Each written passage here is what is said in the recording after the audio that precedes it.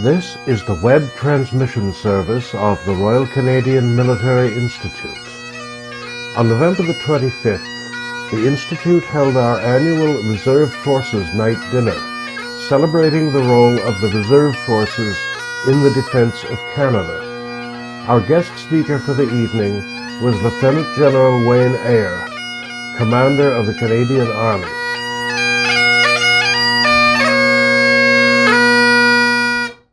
I suspect that he has a solid appreciation of what the Army Reserves can bring to the fight. Not only along the entire spectrum of conflict, but its value to domestic nation building and long-term public support here at home. Sir, thank you for accepting to address us today. We look forward to your presentation.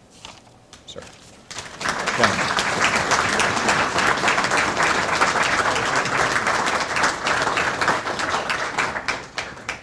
So, ladies and gentlemen, it was one of my first platoon warrants that warned me that, hey, sir, you never want to talk to the troops after they've started drinking. I think we're past that, but I really do have to earn that fantastic meal. So here it goes. First of all, Brian, thank you for that introduction. I'll try to live up to it, not just during this speech, but during the next several years. Ladies and gentlemen, mesdames et messieurs, bonsoir, good evening. It's my absolute pleasure to be with you here this evening. And I want to thank you, RCMI, for this kind invitation. It's actually my first time here in this building, so it's what a wonderful facility that you have here. Your organization has been fostering and promoting military history, defense, security, and international affairs for almost 130 years.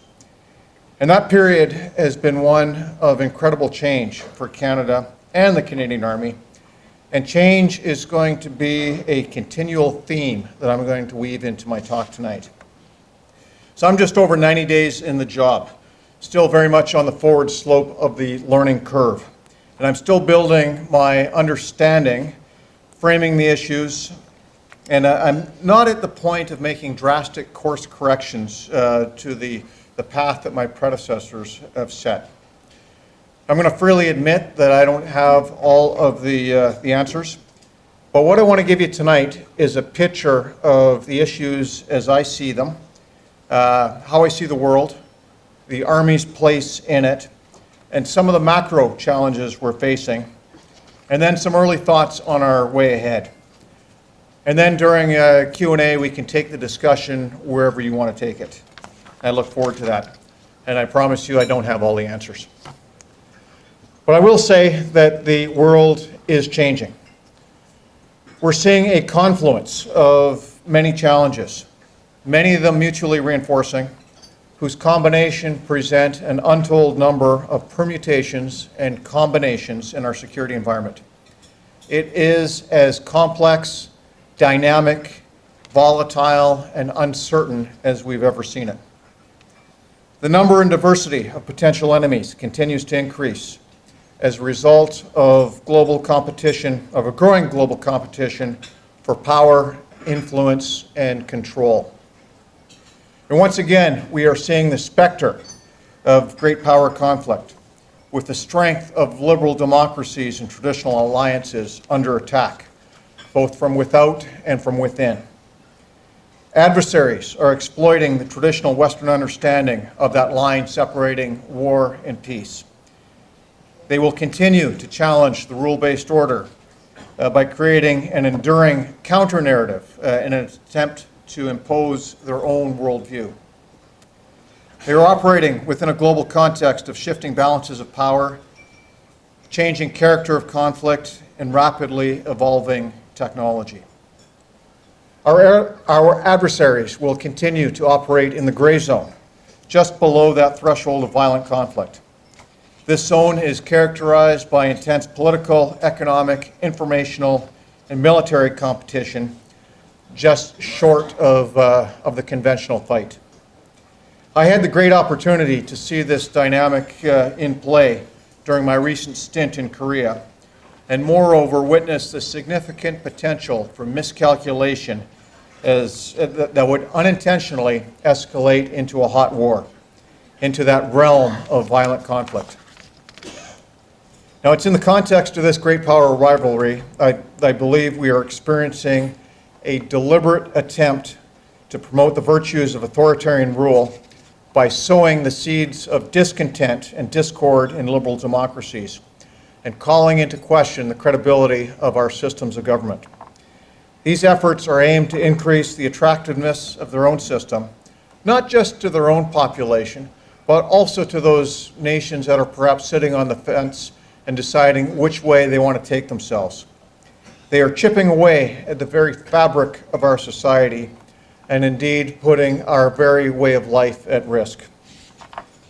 At the same time as this is going on, new commercial technology is rapidly changing society and ultimately the character of war. Rapid developments in advanced computing, artificial intelligence, autonomy, robotics, biotechnology, they're all changing how wars will be fought and won. The fact that many technological developments will come from the commercial sector means that state competitors and non-state actors will also have access to them.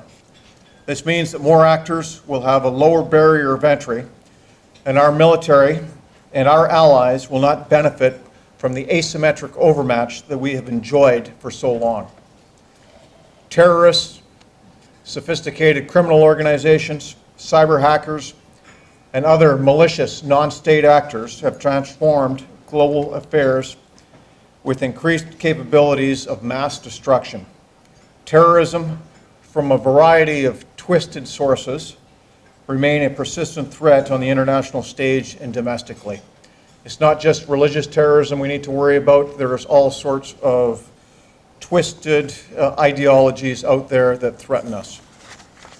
Climate change will have an increasing destabilizing effect, focused disproportionately on areas already struggling with instability. Africa, Asia, Latin America, to name a few. Rising sea levels, droughts, food and water insecurity will affect millions, causing migrations, mass migrations, which could challenge or overwhelm already insecure states. This boiling cauldron provides all the necessities for non-state actors and violent extremist organizations to thrive, employing increasingly sophisticated capabilities. Extreme weather, increasing floods, wildfires, just to name a few, are also hitting closer to home. They've had a direct impact on the Army as we've seen a steady increase over the last decade and a half of deployments, calling us out to protect Canadians here at home. The Arctic is also growing in strategic importance. With climate change, global warming, the Arctic is already a stage for increased human and economic activity. And it's drawing interest from a number of non-traditional Arctic countries, including competitors. And our lack of population density, our lack of presence up there, our lack of infrastructure is a huge challenge for Canada as we go forward. This list of challenges goes on. And what it means for us is the very character of war is changing. Now note that I said character, because I firmly believe that the nature of war remains unchanged. It remains a contest of wills, something that has been in place since prehistoric times.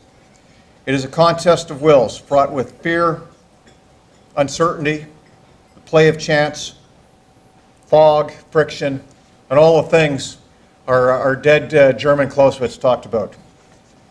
In all cases, it will still be bloody. But despite this changing character of war, the role of land power is going to continue to be essential in the maintenance of national defense and the absence of exercise of sovereignty. And when I say land power, I mean the Army.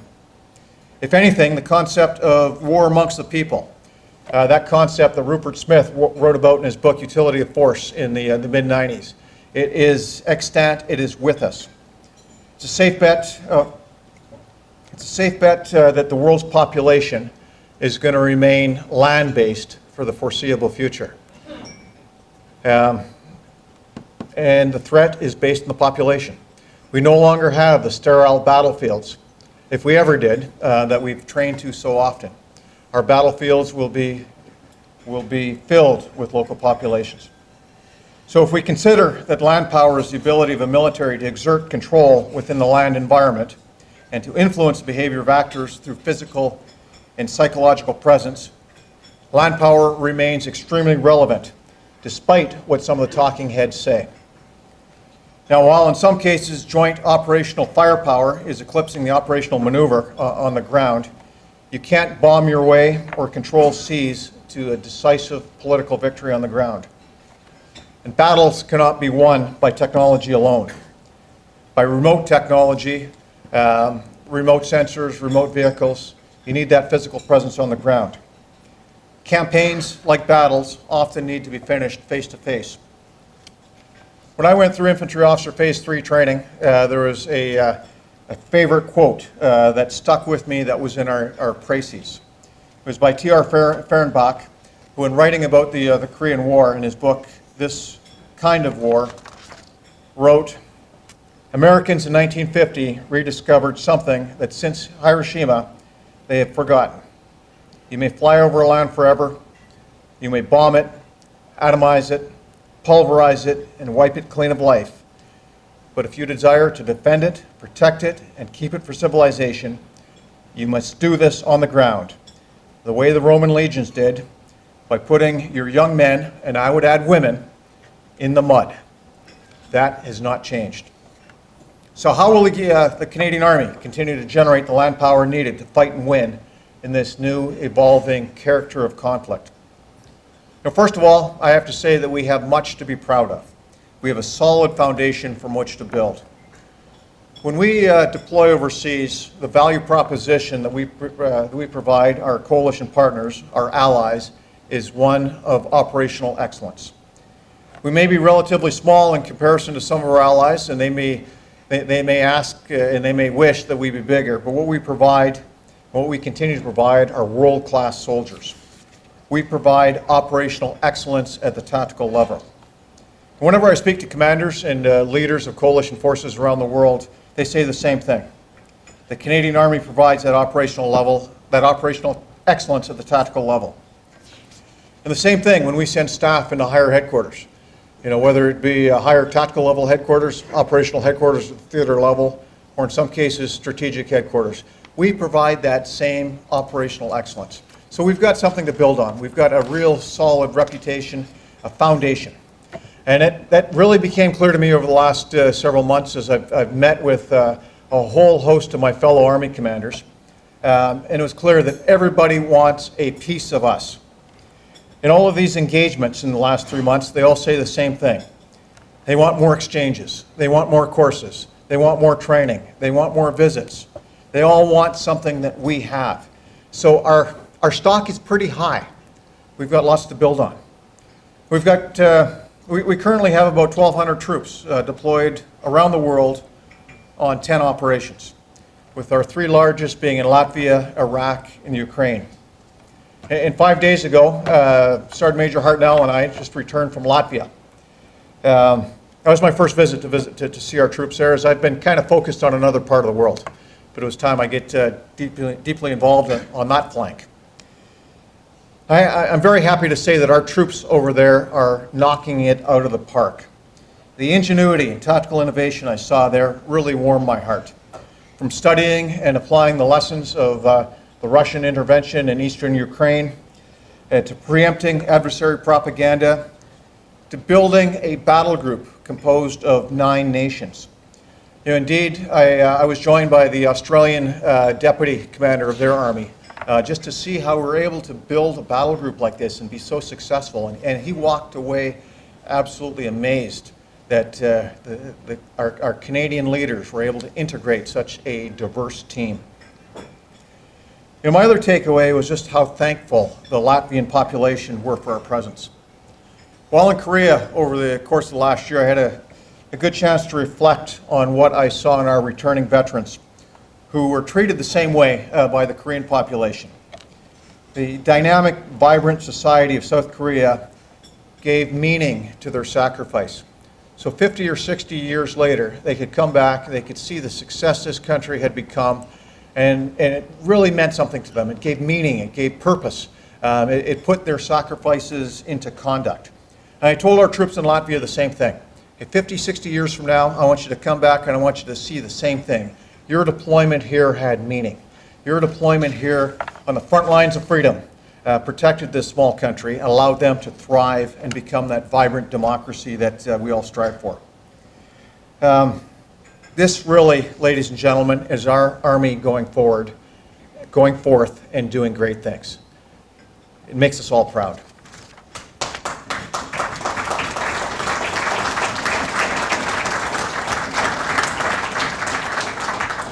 This force for good is reflected here at home. As I alluded to earlier, when disaster hits and our population needs us, the Canadian Army is there as the force of last resort. For domestic operations, our responsiveness is clearly valued and one that we will not sacrifice. And the trend indicates that this is only going to increase. We are going to remain Canada's ultimate insurance policy. We have to. So while we're enjoying operational success and have some clear strengths, we can't rest on our laurels.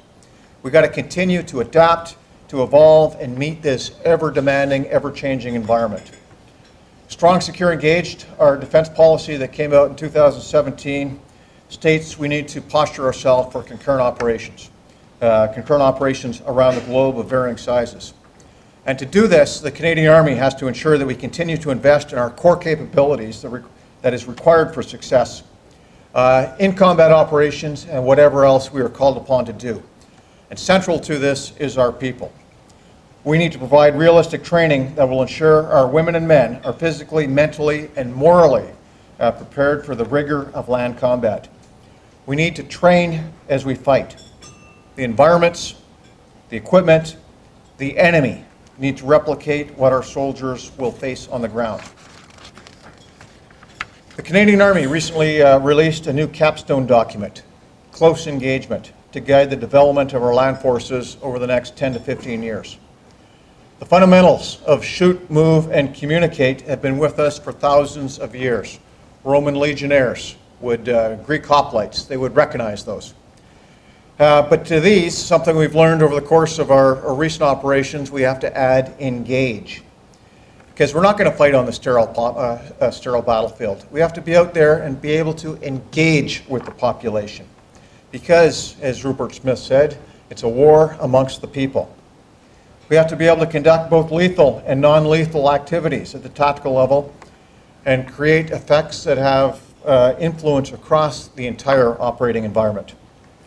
To achieve this, the Canadian Army will have to evolve to harness opportunities and address the risks due to technology, climate change, and hybrid threats, just to name a few. So I'd like to expand on 4 key areas where we are evolving in order to meet this future fight. Now, first is our operating concepts. How can we fight in the face of this changing character of conflict? The Armed Forces is currently looking at how our adversaries are achieving their national objectives below that threshold of violent conflict, using all elements of national power: diplomacy, information, military, and economics. But all of them in concert, all of them highly synchronized. So as the CAF goes through this, as the Armed Forces goes through this, the Army is firmly part of this initiative, and any future concepts that we developed are going to be nested under it. So as part of our close engagement, we had a number of sub-concepts that are going to continue to be relevant. Now, I believe our concept of adaptive dispersed operation, which came out a few years ago and is central to our close engagement document, it's essential to our way forward. This concept sees groups of small, widely dispersed, but highly networked teams conducting synchronized, interdependent actions that are highly reliant on each other. They're dispersed. One thing we've learned from looking at what the Russians did in eastern Ukraine is if you mass, especially given their ability to find targets, if you mass, you're going to become one big target, you're going to die. So we got to be dispersed. We got to be disaggregated. But we have to be able to come together and create those massed effects on the enemy. We also need to be able to do this, we need to be able to harness the technology that allows us to be highly networked, to allow us to reach back, to get things like joint fires, to get sustainment, to get intelligence, everything that empowers these small teams. We also need to get better at understanding how to operate in this gray zone. How does the Army maneuver in this space, especially when it's just below the threshold of violent conflict? Now, I don't have the answers for that. We're working on it, but one thing I can tell you, one thing I know for sure, that our ability, our credibility to maneuver below this space is predicated on our credibility to fight and win above it. If you can't fight and win above it, you will not have that deterrent effect. You will not have that effect to create behavior change in your adversaries, and it may cause your adversaries to miscalculate, to become overconfident and get us into a shooting fight or shooting war when we don't need to be in one. We need a new way of thinking, a new way of piecing together our capabilities, structure, education, doctrine, and leadership to be successful with our limited amount of resources and personnel. And a key part of this, we're working with our allies and partners. We are ultimately stronger when we work with other elements, government departments, and interagency partners in a joint environment. You know, one thing that really struck me when I was in Korea was our competitive advantage that our adversaries don't have. That competitive advantage is being part of a wider system of alliances and friends with shared values, shared ways of operating together that we absolutely have to protect. And efforts to separate our allies from each other, to drive those wedges in, to become insular, we have to fight. We have to work closer together. And we're really good at this, as I mentioned earlier. Our ability to work with and train others is one of our competitive advantages, one we absolutely need as our enemies, as our adversaries try to drive those wedges between us. So that was number one. Number two, we got to take a look at our force structure. How do we ensure the Army is structured to be able to quickly adapt and adjust based on the threat and the environment that we are sending it into?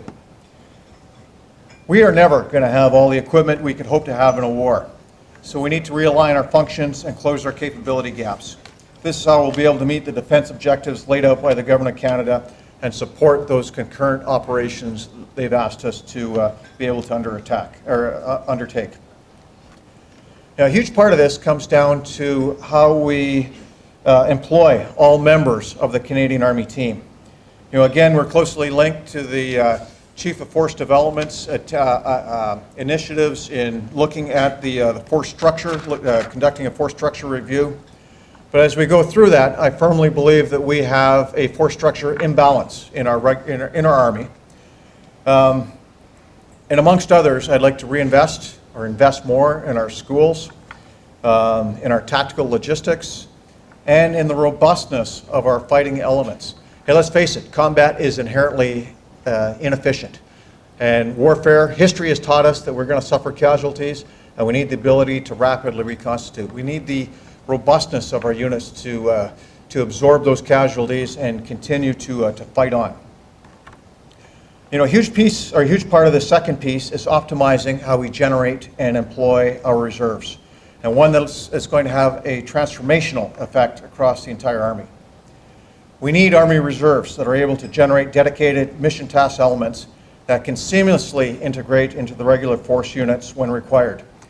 We need them to provide a footprint across the country that not only provides the face of our Army and our armed forces to the citizens of our country, but also provides a secure foot on the ground to protect them when necessary. And during Q&A, we can talk about that a bit more from some of my personal experience in doing that. And we need them, when required, to provide mass to our one Army. You know, furthermore, I believe the reserves have great potential to support new and emerging capabilities, like cyber, like intelligence, like unmanned aircraft systems, and information operations, which are key to the Army's ability to adapt to the changing conflict environment. I'm going to tell you right now that we are going to maintain the momentum in improving our Army Reserve, a subject I know many of you have intense interest in, and I'm sure that we'll unpack a little bit more during Q&A. But the initiatives that my predecessors have put in place, we're going to continue to push them forward. So rest assured, we're going to do that. Third, We've got to invest and modernize our Army. To succeed, we need a strong, well-equipped, and well-funded force. It's vital that our troops have got the right equipment for the job. Modernization of our combat-enabling equipment and new approaches to technology procurement will ensure we have a leading edge. We've got to fix the way we buy stuff. We also need a procurement process that is agile enough to quickly get the latest in the hands of our troops and at the same time maintain interoperability with our allies. It does us no good to have equipment that is compliant with our procurement process, but at the same time obsolete by the time it gets into the hands of our troops. I heard a term, compliant obsolescence. Does us no good. The acceleration technological change I mentioned earlier means we must be more agile. It's something I'm going to continue to push. I am no expert in the procurement process, but I do know we got to find a way of getting this equipment into the hands of our troops much, much faster. Hey, finally, the Canadian Army needs to evolve the way it takes care of its people. This is arguably the largest component of our evolution and will eventually, ultimately, have the greatest impact on our ability to meet our objectives. The heart of the Canadian Army is its people. As a military, our ultimate objective is to accomplish the mission, but the only way we're going to get there is by our people. So one of our key priorities is the total fitness of the force. We want to develop cognitively dominant and resilient soldiers and leaders with the tools not only to survive, but to thrive. Life in our society is tough enough, and you need some pretty specific coping skills with the stresses of modern life. That is exponentially increased with the stress of combat. And so we've got to equip our troops with those coping skills to be able to thrive in those types of extremely stressful environments. So we're working to better understand the fitness level of our soldiers and how to improve their physical and mental health. And we are learning more and more every day, and we continue to put initiatives in place. The Canadian Army is also evolving its culture to promote diversity and integration so we can increase our operational effectiveness and attract the best talent. It's a paradox that as the population of our country increases, our traditional recruiting pool is shrinking. It's a national security imperative that we reach out, that we recruit from non-traditional sources to get that, not only that visible diversity, but that cognitive diversity in our force, to better assist with the challenges that we're facing, to help develop a richer menu of solutions. Absolutely required. We need to provide continuing education and professional development to not only ensure we're developing the leaders of tomorrow, but to continuously be challenging our members. I like to say a day in the Army where you don't learn something new is a day wasted, and it's something we need to take to heart. Evolving how we train, develop, and mentor soldiers will also help with retention so that we can keep all of that valuable experience and knowledge in our family to be able to pass on to future generations. And I've charged our mid-level leaders to write, to contribute to that body of professional knowledge, because that's what professionals do. They keep growing that body of professional knowledge, so we learn from each other. We put pen to paper, and we share it with others.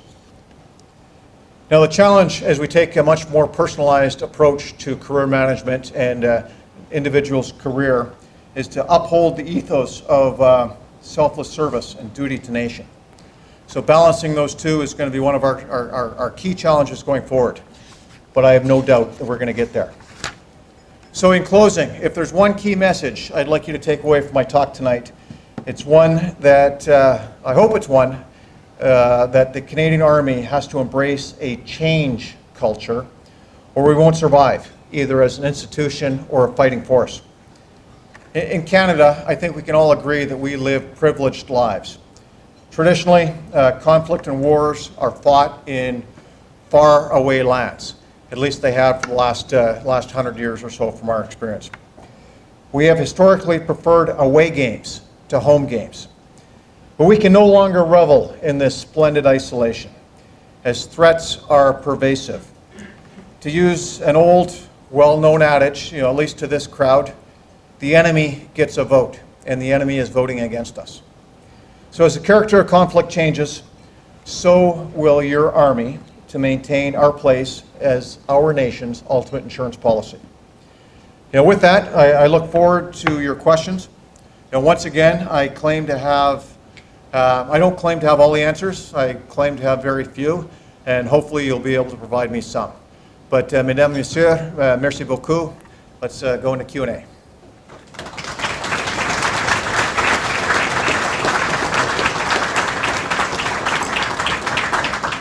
This has been another in our series of webcasts produced by the Royal Canadian Military Institute in Toronto as a public educational service. You can find news of upcoming events and links to our webcast archives at www.rcmi.org. On behalf of the RCMI, this is Eric Morse saying goodbye for now, and thank you for joining us.